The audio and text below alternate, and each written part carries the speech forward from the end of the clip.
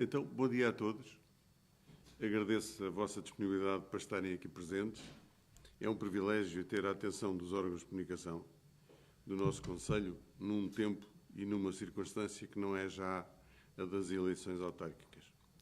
No próximo dia 4 de dezembro vamos ter eleições, sim, mas para líder do Partido Social Democrata e também para os órgãos do PSD da nossa autarquia. É disso que vamos falar, mas antes importa recordar resumidamente o que se passou até chegarmos aqui. Como sabem, fui convidado para ser mandatário da lista a afirmar Torres Vedras e aceitei. Ser mandatário, formalmente, é ser o representante legal junto do Tribunal, mas política e socialmente tem outro significado. Convida-se para mandatário alguém respeitado e considerado na sociedade. Daí que tenha aceito com honra o convite. Inopinadamente, depois das listas da coligação terem sido publicamente apresentadas no Parque do Choupal, recebo a visita do Dr. Eduardo Pacheco, informando-me que havia um desentendimento entre os 3 primeiros membros da lista candidata à Assembleia Municipal, na sequência do qual tinham saído da lista 2 elementos, pelo que me vinha pedir para aceitar ser cabeça de lista da coligação à Assembleia Municipal.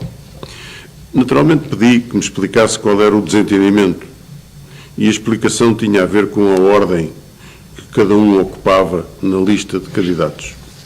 Achei os argumentos para uma decisão tão importante e tão inoportuna muito pouco relevantes, realmente incompreensíveis.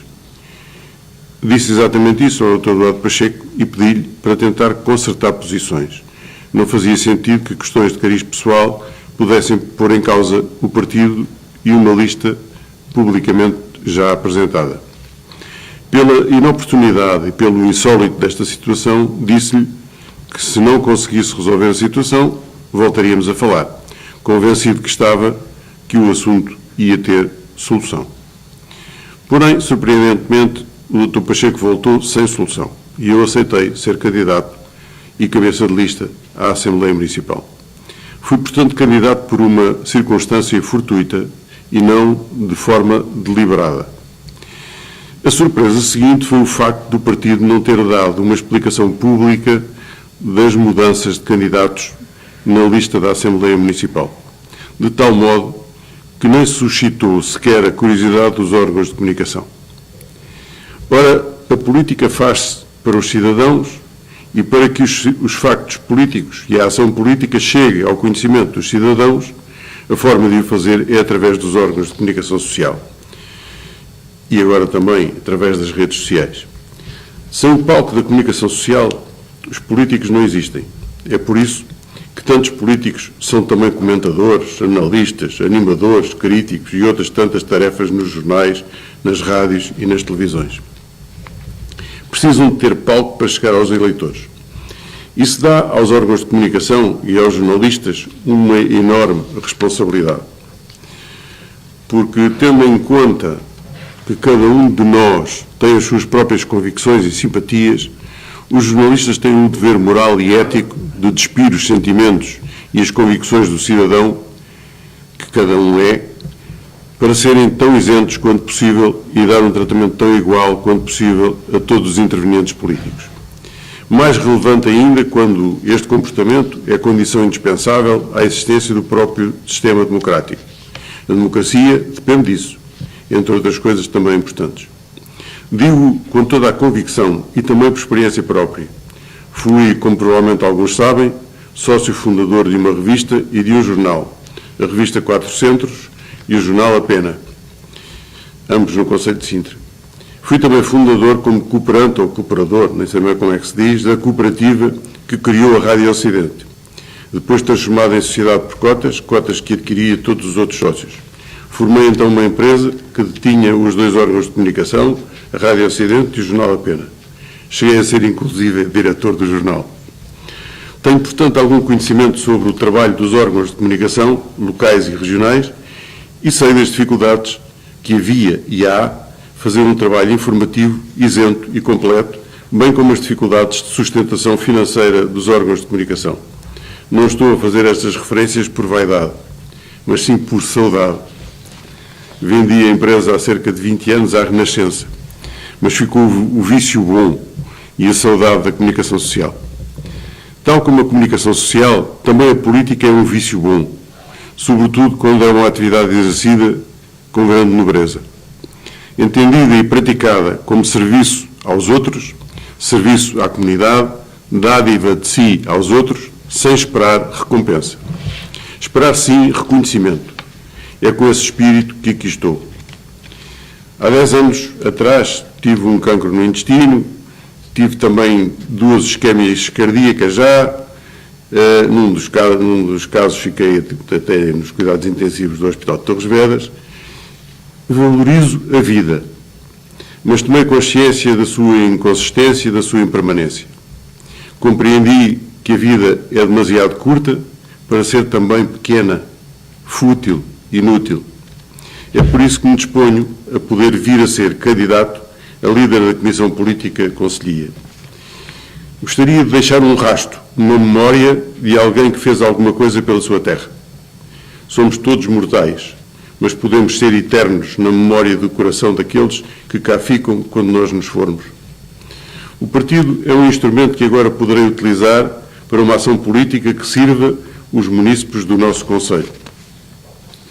Acho que há anos o PSD de Torres Vedras vive à roda do mesmo grupo reduzido de pessoas. Nos últimos 12 anos foi liderado por 3 companheiros desse mesmo grupo. O trabalho político não tem sido suficiente e não tem sido consequente, porque em 45 anos nunca conseguimos a confiança da maioria dos eleitores. Com o aparecimento de novas forças políticas, o PSD no Concelho de Torres Vedras ou muda radicalmente no processo de trabalho político ou corre o risco de desaparecer, ou seja, deixar de ter vereadores eleitos e ter apenas 1 ou 2 deputados municipais. Apresentei no partido 3 comunicações escritas que hoje vos posso disponibilizar, uma na Comissão Política pós-eleitoral, outra na primeira reunião de eleitos e suplentes do PSD nos órgãos autárquicos e outra na Assembleia Geral de Militantes. Esta última foi aplaudida pela generalidade dos militantes presentes, com alguns a aplaudir de pé. De seguida, o companheiro Hugo Martins anunciou a sua candidatura à presidência da Comissão Política. Não anunciou o programa, nem a estratégia, nem os métodos de trabalho, nem os objetivos políticos. O Dr. Hugo Martins, que muito considero, foi vice-presidente da última Comissão Política, que se demitiu por assumir responsabilidades nos resultados negativos das eleições autárquicas. Já foi também presidente da Comissão Política no passado recente, candidato a presidente da Câmara, derrotado, mas ainda assim eleito vereador por 4 anos. É uma das pessoas que tem estado em permanência conotado com a liderança do partido nos últimos 20 anos.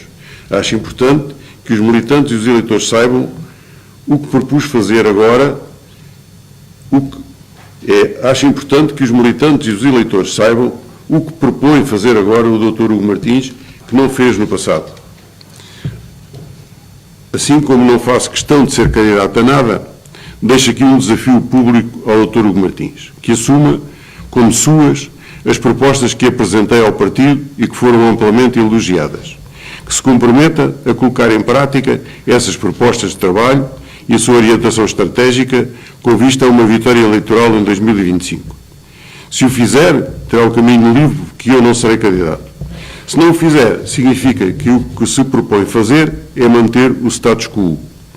Manter o status quo é, nas atuais circunstâncias políticas, transformar o PSD numa força política irrelevante no nosso Conselho.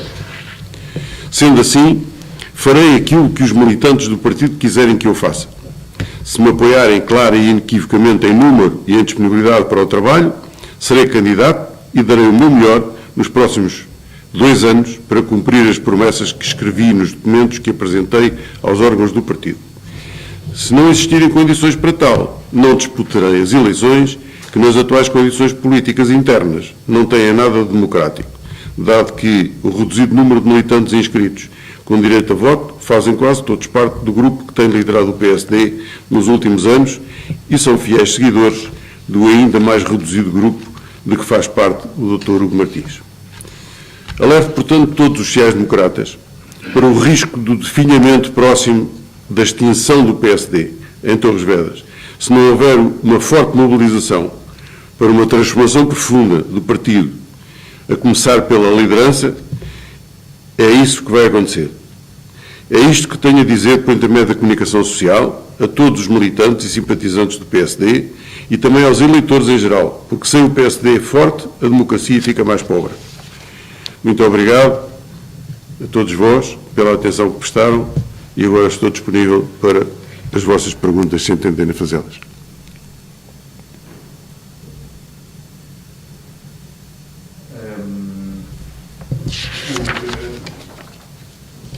Já esclareceu que na base da assistência do Marco Paulino e da Rita Sá, que são essas duas pessoas que são da lista, estão ali algumas divergências relativamente aos lugares que ocupam. Exato, exato. Portanto, aqui a explicação que me foi dada é que a doutora Rita Sá não aceitou ser número 3, atrás do doutor Luís Carlos Lopes, e queria ser número 2. E o doutor Luís Carlos Lopes, que era presidente da Comissão Política e que não tinha sido ele a fazer a lista, porque quem terá feito a lista foi o doutor Claudino, portanto, não aceitou passar do número 2 para o número 3.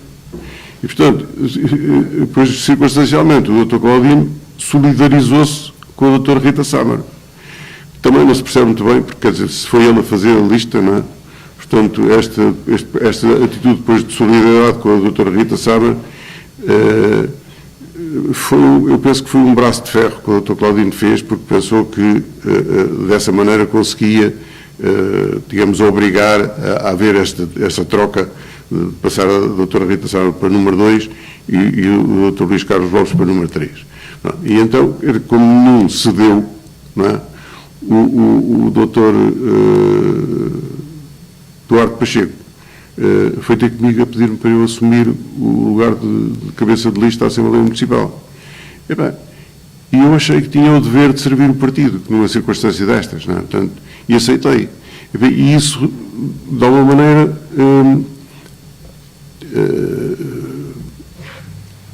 não era isso que o Dr. Claudino, que o Dr. Marco Claudino esperava, não é? Portanto, ele esperava ter força suficiente e peso suficiente dentro do partido para obrigar a que acontecesse aquilo que a doutora Rita Sá queria e que ele naturalmente também queria, porque senão não se tinha solidarizado com ela.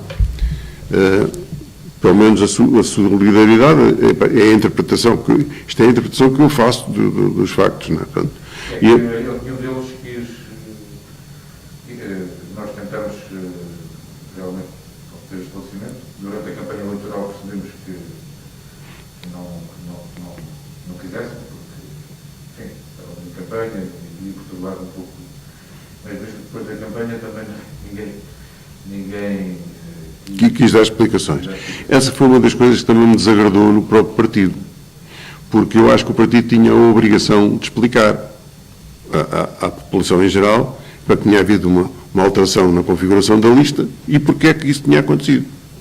Até porque isso de alguma maneira colocou-me numa situação de minoridade, que dá a impressão que o partido tinha vergonha de me ter apresentado como cabeça de lista em substituição do Dr. Claudino. O que, quer dizer, para quem foi convidado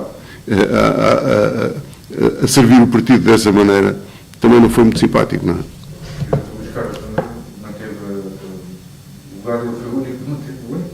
Sim, manteve o número 2, que era onde estava. Como é que tem sido? Isso tudo tem afetado o relacionamento entre os eleitos na Assembleia Municipal? Convém que trabalhem em equipa para... Não, isto não afetou em nada o relacionamento, antes pelo contrário, porque isto não tem nada a ver com questões pessoais, nem em relação ao Dr. Hugo Martins, de quem eu, aliás, gosto como pessoa. Agora, o que eu acho é que o PSD precisa de um rejuvenescimento, precisa de uma renovação. E se não o fizer,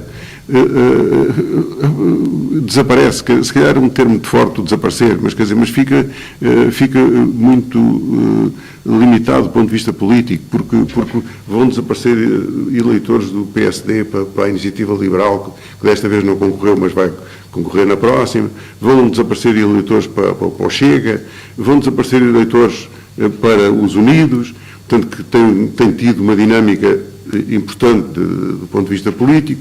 Portanto, o PSD vai perder peso político no Conselho, e o PSD é um partido importante no Conselho e no país. Quer dizer, o PSD já ganhou várias vezes eleições quando é para a Assembleia da República, no Conselho de Torres Vedras, mas para os órgãos autárquicos perde sempre.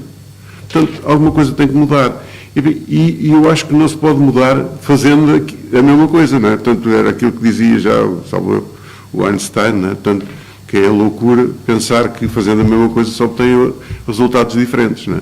Portanto, alguma coisa tem que mudar. E eu acho que tem que mudar, a começar pela liderança.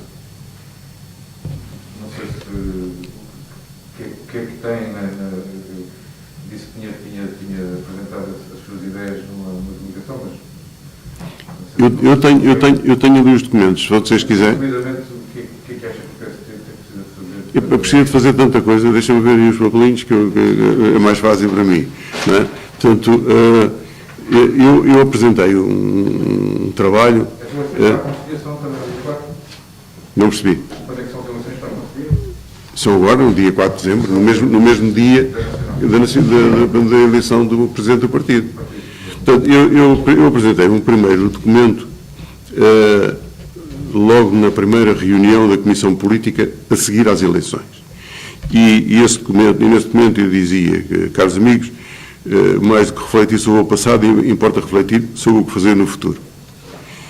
E desta abordagem e das sugestões sobre o trabalho a fazer no futuro, pode quem quiser avaliar as insuficiências do passado. Eu não quis estar, digamos, a fazer críticas, porque as pessoas fizeram o melhor que podiam e sabiam, quer dizer, não... Pronto. Agora, não fizeram foi o suficiente para convencer o eleitorado e para conquistar a confiança do eleitorado. Depois digo, penso que retirar o PS da Câmara de Torres Vedras implica retirar-lhe a liderança nas 13 freguesias do Conselho. Na minha opinião, esse objetivo tornou-se mais difícil agora, com a nova força política Unidos, que surgiu e nos superou no resultado para a Câmara Municipal. O PSD, nas próximas eleições, deve ir sozinho a votos. O PSD deve, desde já, estudar os programas apresentados pelo Partido Socialista, quer para o município, quer para as freguesias, e ser, desde já, o garante de que essas promessas vão ser cumpridas. Para além do alerta junto dos eleitores das promessas não cumpridas, importa divulgar em tempo oportuno as nossas propostas na Câmara Municipal e nas freguesias, quer sejam aceitas ou rejeitadas nas diferentes autarquias. Para isso, o partido deve dispor de um instrumento de comunicação social. Sugiro uma web TV. O partido deve realizar reuniões trimestrais em cada uma das freguesias e divulgá-las por esse instrumento de comunicação, bem como através dos outros meios de comunicação. O envolvimento dos órgãos de comunicação em todas as ações do partido é fundamental. O tema dessas reuniões são assuntos em curso ou em falta em cada uma das freguesias, comparando o prometido com o executado. A execução do orçamento de cada autarquia deve ser acompanhada criticamente em cada 3 meses. A comparação deve incluir a análise do desempenho financeiro da autarquia, quer nos proveitos, quer nos gastos e nas aplicações das receitas financeiras. Os cidadãos são muito sensíveis àquilo que os políticos fazem com o seu dinheiro. Uma vez por ano, em outubro, na última reunião trimestral, o partido deve fazer um balanço do ano e uma rentrée política, de preferência com festa, música, discursos políticos, transmitido em direto pelas webs TV. Tudo à semelhança da festa do Avante, em versão reduzida ao nível das nossas freguesias ou do nosso concelho, com música e tasquinhas, se for possível. Também o novo agrupamento político Unidos terá dificuldade em desalojar o PS da Câmara porque divide connosco os votos dos eleitores não socialistas. Assim, o trabalho político durante este mandato deve procurar uma concertação de posições políticas naquilo que for possível e conveniente. Deve ser analisado se existem presidentes de junta em final de mandato, para aí se estabelecer uma estratégia política adequada. Enfim, não sei se quer que eu continue a ler, porque eu posso disponibilizar isto. Portanto, isto foi, digamos, uma primeira reflexão. Portanto, eu vou no ponto 14, são 23. Isto foi uma primeira reflexão que eu apresentei na primeira Comissão Política pós-eleitoral. Depois, na segunda reunião, já com os eleitos, já com os membros eleitos para todos os órgãos, incluindo para as Assembleias de Freguesia, eu apresentei um outro documento que também vos posso disponibilizar, um pouco, enfim, naquela linha, mas já um pouco mais refletido e um pouco melhorado. Mas naquela linha, portanto, com algumas ideias adicionais. Depois, na reunião, na Assembleia Geral de Militantes, produzi outro documento, na mesma linha de raciocínio, mas também com outras ideias a adicionar àquelas. Este último foi aplaudido com uma parte significativa dos militantes de pé na Assembleia de Militantes. Mas eu depois não tenho a sensação de que isso se traduza, porque os militantes que aparecem na Assembleia de Secção são sempre os mesmos. São sempre as mesmas 30 pessoas. E, portanto, não há, digamos, uma comunicação para os 600 militantes que o partido já teve e que muitos já estão inativos. E outros, inclusive, já faleceram. Não é? Portanto, e também não houve, nos últimos anos, uma dinâmica de conquistar novos militantes. Portanto, com esta estratégia, ou com esta ação, com a ação política desta maneira, o partido vai cada vez sendo menos relevante e tendo menos apoios e menos militantes e menos simpatizantes e menos tudo. Isto tem que mudar. Se alguém acreditar que os princípios ideológicos do PSD consubstanciam uma prática política que faz falta ao Conselho de Torres Vedras e faz falta ao país, isto tem que mudar. Portanto, e tem que mudar agora, quer dizer, é a oportunidade para mudar agora. E foi por isso que eu, com 70 anos e meio, não é, me disponibilizei para me candidatar à Comissão Política para os próximos 2 anos. Os mandatos são de 2 anos, e o que eu gostaria era de, se tiver o apoio significativo dos militantes do partido, sobretudo aqueles militantes que não fazem parte do tal grupo dos 30, não é? Portanto, dos outros militantes que estão adormecidos, se houver realmente um empenho, uma determinação, eu em 2 anos penso que com uma equipa jovem consigo criar condições para que essa equipa jovem depois dê continuidade ao trabalho político que eu penso que é indispensável e urgente ser feito. E é por isso que eu vos pedi para vir aqui e para vos comunicar esta minha ideia, esta minha disponibilidade e esta minha convicção. A ideia é falar aos militantes que não costumam aparecer. Exatamente, exatamente. Porque senão fica fechado. Senão o círculo fica fechado, senão, digamos, a democracia dentro do partido está diminuída. Porque, quer dizer, porque aquele grupo de pessoas que, no fundo, são todos amigos uns dos outros, voltam sempre no mesmo. Portanto, porque há 12 anos, acho que foi o Dr. Claudino que foi Presidente da Comissão Política, depois há 8 foi o Hugo, ou ao contrário, não sei, se foi o Hugo há 12, foi o Claudino há 8, depois agora foi o Luís Carlos Lopes, mas quer dizer, as ideias são comuns, portanto, eles pensam todos da mesma maneira e, portanto, fazem todos, digamos, as mesmas coisas em conjugação de ideias. E, portanto, quer dizer, o partido está fechado naquele círculo.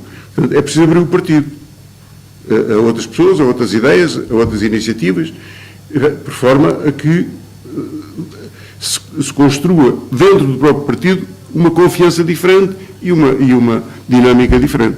Se não for assim, duvido muito que saia deste pequeno círculo vicioso, digamos assim. O que eu percebi também pelo que acabou de ler é preciso um trabalho durante 4 anos e não só... Exatamente. Vamos lá ver, não é... eu acho, até lhe devo dizer mais, eu participei na campanha eleitoral, percorri aí as freguesias para aldeias onde eu nunca tinha ido, adorei ter a oportunidade de conhecer melhor o Conselho, porque nós acabamos por circular nas vias principais e há muitas aldeias no Conselho que a esmagadora maioria dos munícipes do Conselho não conhecem, não é? Portanto, nunca lá foi. Eu adorei conhecer. E fiquei chocado com uma coisa em particular, é que os políticos, porque de facto nós nas autarquias, os candidatos são todos políticos. Não é? Quando se fala dos políticos, achamos que é os outros, mas não são os outros, somos nós também. Não é? Nós também. E os candidatos aos órgãos todos das 13 freguesias são quase 200 pessoas, não é? Ou mais de 200 pessoas, nem sei. Portanto, é muita gente. Agora, se multiplicarmos isto por sete listas candidatas, não é? Portanto, estamos a falar de... Pois, nem todas as candidatas juntas todas. Mas estamos a falar sempre de mais de 1000 e tal pessoas, não é? No total. Bem, e depois essas 1000 e tal pessoas, durante a campanha eleitoral, estão a fazer campanha eleitoral. Nós, por exemplo, andámos aí com um autocarro a percorrer as freguesias. E depois a gente passa para as pessoas no seu trabalho.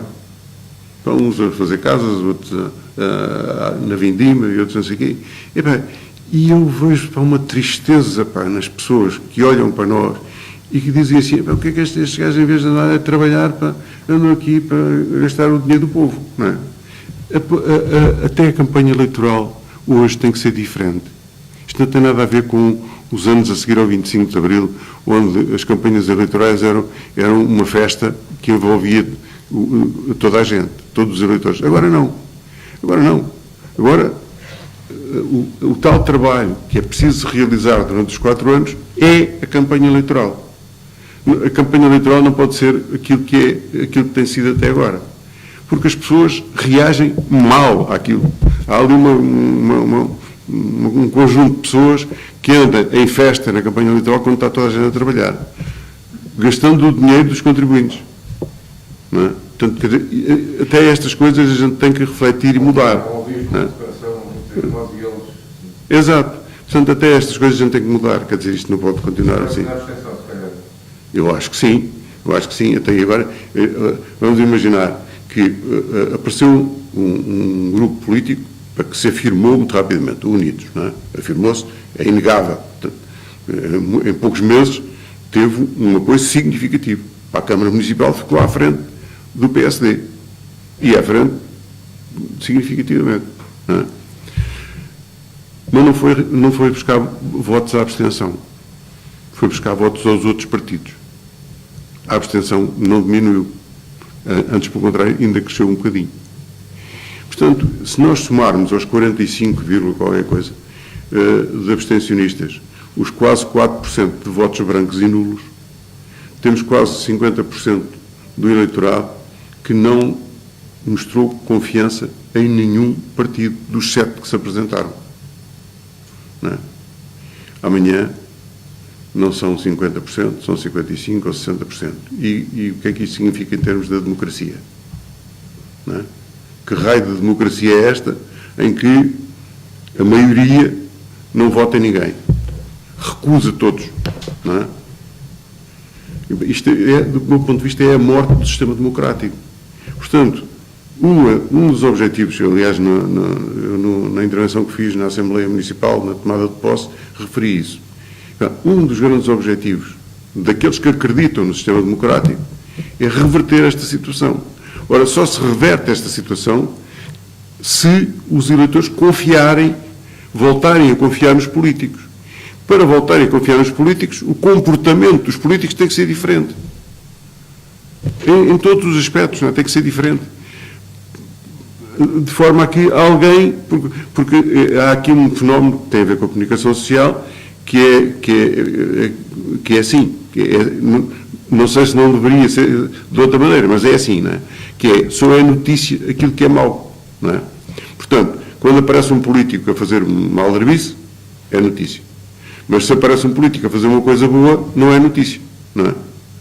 E, portanto, aquilo que os cidadãos sabem é tudo aquilo que os políticos fazem de mal. Aquilo que os políticos fazem de bem não é notícia, não chega, a mensagem não chega ao cidadão. E, portanto, isto também destrói a imagem dos políticos, porque eu acredito que a maioria dos políticos é gente honesta e gente séria. Há maus políticos, não é? Até há maus políticos demais. Se fosse um, já era mais. Mas, quer dizer, mas há maus políticos como há maus carpinteiros, e há maus engenheiros, e há maus médicos, e há maus... Não é? Portanto, quer dizer, há pessoas com um comportamento errado em todas as atividades humanas. Quer dizer, não são só os políticos, são os ordinários. Mas isto é preciso construir essa imagem, e essa imagem constrói-se no comportamento, designadamente nas autarquias, no comportamento dos políticos e na atividade dos políticos junto do eleitorado, junto da população. Portanto, quando os cidadãos passarem a ver os políticos como gente que dá o seu melhor em benefício da comunidade, passam a ter outra imagem. Mas isso tem que ser demonstrado na prática. Portanto, faz a prática política, a ação política diária dos partidos tem que mudar, tem que ser diferente. Se quisermos acreditar que a democracia continua a ser o futuro do nosso sistema político. Não sei se serve de inspiração o trabalho tido pelo engenheiro Pistachini. Sim, eu não acompanhei a campanha do engenheiro Pistachini. Era uma pessoa diferente, que veio de fora. Exatamente, e no PSD há muita gente que acredita que houve erro na contagem, uma coisa qualquer. O engenheiro Pistachini primeiro preparou a campanha eleitoral de outra maneira. Portanto, o PSD não teve... Quer dizer, o Dr. Eduardo Pacheco teve, na prática, sozinho no PSD. Não tinha uma equipa. Porque, vamos lá ver, um partido que se candidata a um órgão autárquico, quantos pelouros a Câmara Municipal tem, não é? O que é que a Câmara Municipal fez em cada um dos pelouros?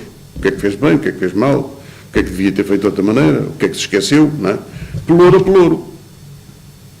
Vocês tiveram a oportunidade de acompanhar a campanha eleitoral. O Dr. Eduardo Pacheco, a única coisa que falou foi da saúde e do hospital, que é muito importante, mas que nem sequer é um pelouro da Câmara, não é? Portanto, porquê? Porque ele não teve nenhuma equipa a preparar uma proposta eleitoral e uma campanha eleitoral que lhe permitisse usar aquilo que de bom a Câmara fez e aquilo que de mau a Câmara fez ou aquilo que a Câmara não fez e devia ter feito. Portanto, ora, sem esta preparação, não há hipótese de candidato nenhum brilhar, não é? Porque o candidato anda ali a agitar uma bandeirinha, pronto, não é? E bem, isso tem que mudar. Tem que fazer uma espécie de governo sombra. Exatamente, não é? Aquilo que eu propus, não sei se está escrito, mas acho que sim. Uma das coisas que eu propus nós temos 5 elementos na Assembleia Municipal. E aquilo que eu propus era cada um dos elementos, como também o PS tem 5 vereadores, não é? Portanto, cada um dos elementos da Assembleia Municipal acompanharia o trabalho feito por cada um dos vereadores, nos respectivos pelouros de cada um. E bem, porque só assim, com este acompanhamento, é que a gente pode avaliar, bem ou mal, o trabalho da variação e preparar uma solução alternativa. Ora, se nós não fizermos isto, vamos para umas eleições a vender banha da cobra, quer dizer, porque isto sem trabalho não há solução, não é? Sem trabalho não há solução. Só para terminar, eu penso que, não sei se ouvi bem, mas se propõe que o PSD concorra sozinho, ou seja, Sim. Eu acho... mas eu acho que o PSD... a força da imagem do PSD é maior do que, por exemplo, a sigla afirmar Torres Vedras. Não é? Portanto, aquilo que o PS faz, e com o qual eu concordo, não é? O PS, de uma maneira geral, concorre sozinho. E o símbolo do PS tem muita força. E o símbolo do PSD também tem muita força. E acho que se dilui na circunstância de aparecer coligado. Quer dizer, com franqueza, até já nestas eleições, eu acho que o CDS acrescentou pouco, não é? E muito menos o PPM, não é? Portanto, acho que o PSD, se quer afirmar, também está na lógica da refundação ou da reafirmação do PSD, deve ir sozinho às próximas eleições.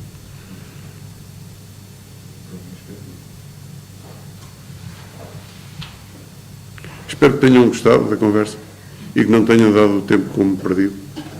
E agradeço mais uma vez a vossa... vocês também mataram um bocadinho a saudade que eu tenho da comunicação social. A Teresa preparou